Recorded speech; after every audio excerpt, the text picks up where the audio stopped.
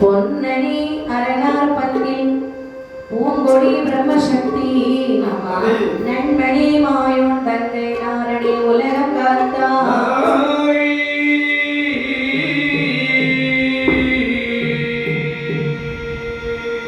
மின்னிலே உமையாண்டாலும் தேசமும் தானாய் நின்று தன்னுடைய புகழை நாவால் சாற்றுவே தரணி மீதில்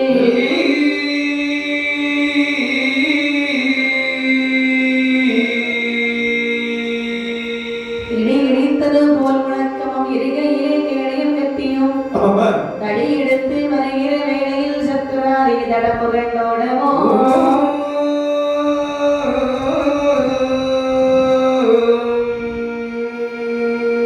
வடிவு கண்டு பலநிறமாகவும் மாய நோய் விடுவிக்கும் வல்லவா துடை துடைத்து வரும் தேவராசிரியர்கள் சுடலி மாட சுவாமி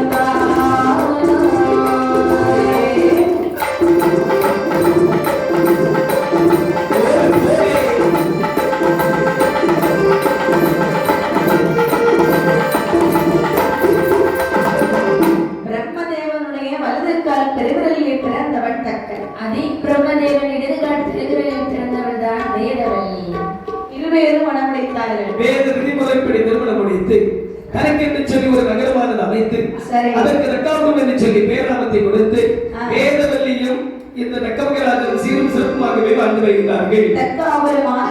சரி வாழ்ந்து வரக்கூடிய நாளையிலே ஆதிசிவனுடைய அருளாலே சரி 150 குழந்தைகள் தக்கனுக்கு பிறக்கின்றார்கள். அதில் 100 ஆண் குழந்தைகள் 50 பெண் மக்கள். மக்களை பெற்ற மகராசன். அதாவது 100 ஆண் குழந்தைகள் பருவ வயதை அடைந்திருக்கக்கூடிய நாளை தக்க மகராஜன் நினைக்கின்றார். நம்முடைய தந்தையோ படைக்கும் கருத்தர் ஆகிய நம்முடைய 100 பாலர்களையும் பிரம்மப்பட்டு வாங்கி வர சொல்லும் என்று சொன்னார். இந்த உலகத்தில் நம்மளை விட வேறு யாரும் கிடையாது பெரியாராக. அப்படி என்று சொல்லி தன்னுடைய மகன் 100 பேரையும் அருகில் எனக்கு திரும்ப சொல்கிறார்கள். என்னுடைய பிள்ளைகளே, அப்பா பிரம்மதேவன் கடவுளுக்கு தவம் செய்ய வேண்டும். தாத்தாவே அவர் பிரம்மப்பட்டம் தருவார். சரி, அப்படியே வாங்கிட்டு வந்துருங்க. இல்லைன்னு சொல்லி கண்ணிலே முளைக்காதீர்கள் ஆகட்டும் என்று சொல்லி 100 பாலர்கள் தக்கமகராஜனிடத்தில் விடைபெற்றுக் கொண்டு ஆளுக்கு ஒரு வேள்விக்குழியாக வெட்டி அந்த வேள்விக்குழிகளை பிரம்மதேவன் நடைநிறுத்தி பெருகிதகம் செய்து வருகிறார்கள். பார்த்து நாரதமாவணி நினைக்கின்றார். அதாவது 100 பேர் படைக்கும் கருத்தர்கள் ஆகிவிட்டார்கள் என்று சொன்னார். கண்டிப்பாக இந்த உலகத்தில் நரங்கள் பெருக்கெடுத்து விடும் அல்லவா? பிரம்மதேவன் இவர்களுக்கு காட்சி கொடுக்க கூடாது. சரி, அப்படி என்று சொல்லி பிரம்மதேவனுடைய சிந்தனையை அப்படியே திசை திருப்பி விட்டு 100 பாலர்களுக்கும் இந்த பிரம்மதேவன் காட்சி கொடுக்கவில்லை. முடிக்காத காரணத்தினால் 100 குழந்தைகளும் அவரவர் வேள்வியில் விழுந்து இறந்தார்கள். சரி, மீண்டும் 50 பெண் குழந்தைகள் இருக்கிறார்கள். 3 பேரை வரவழைத்தார். சந்திரனுக்கு 27. அதைதான் இந்த உலகத்தில் 27 நட்சத்திரம் என்று சொல்கிறார்கள். காசிவரைக்கு 13. ஐயா காசிவரை, உங்களுக்கு 13 பேர்கள் என்று முடித்து தருகின்றோம். எப்ப தரு? உங்களுக்கு 10 போதுமா? ஐயா இருக்கிறது சமாளிக்க ஐயா. ஆகட்டும் ஐயா, ஆகட்டும் ஐயா. அப்படி என்று 50 பேரையாக 3 பெண்கள் 3 பேருக்கு திருமணம் முடித்து கொடுத்தார்கள். மகளாக வைக்க வேண்டுமானால் சரி, கைலாச மலையிலே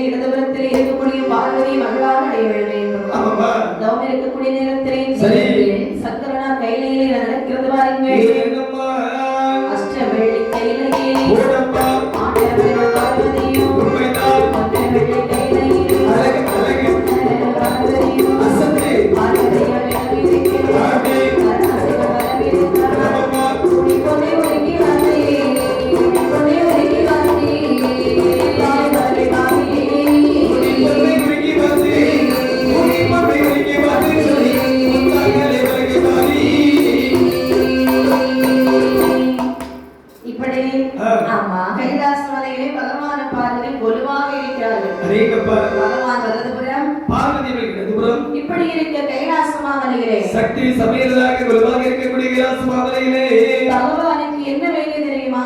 ஐசிஐசி பேங்க்ல வேலையா இருக்கும். இருக்கும். அங்கன நல்ல சம்பளமா இருக்கும். அதை விட பெரிய வேலைனே. அப்படியா? ஆமா. என்ன படைத்த உயிர்களுக்கு பட்டினி இல்லாமல் படி இழக்கக்கூடிய வேலை. படைத்த மனிதர்களுக்கு அனைத்திற்கு பட்டினி இல்லாமல் படி வந்துட்டு வருகிறார். அப்படி இருக்க பகவான் எப்படி படி இழந்தார் பாருங்க. நாட்டு மக்களுக்கு பெரியமா படி வந்துட்டு வருகிறார். நாளை நல்ல திண்ணை எடுத்து நாளை நல்ல திண்ணை எடுத்து நாளை நல்ல திண்ணை எடுத்து நாளை எல்லாம் படி இழந்தார் படி இழந்தார் படி இழந்தார் படி இழந்தார்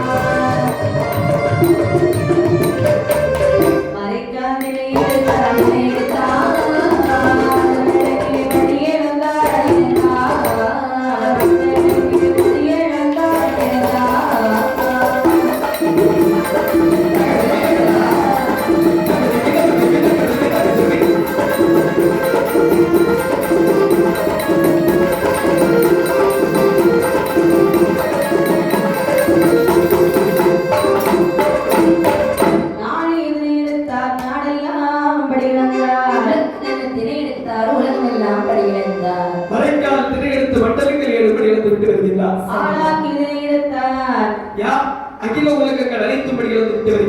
கல்லுக்குள் இருக்கும் தேரை முதல் தாயின் கருக்குழிக்குள் இருக்கக்கூடிய சிசுவரைக்கும் மண்டலத்தில் உள்ள உயிர்களுக்கெல்லாம் மகாதேவர் படி இழந்து வருகிறார். ஒரு நாள் 2 நாள் பல நாட்களாக நடந்து வருகிறது. சரி, இப்படி இருக்க பார்வதிக்கு மனசுல ஒரு சந்தேகம். என்ன சந்தேகம்? தினம் தினம் படியலுக்கு போறாரு. ஆமா, நிஜமாவே படியத்தான் அழைக்கிறாரா? நம்ம குடியத்தான் கிடக்கிறாரா?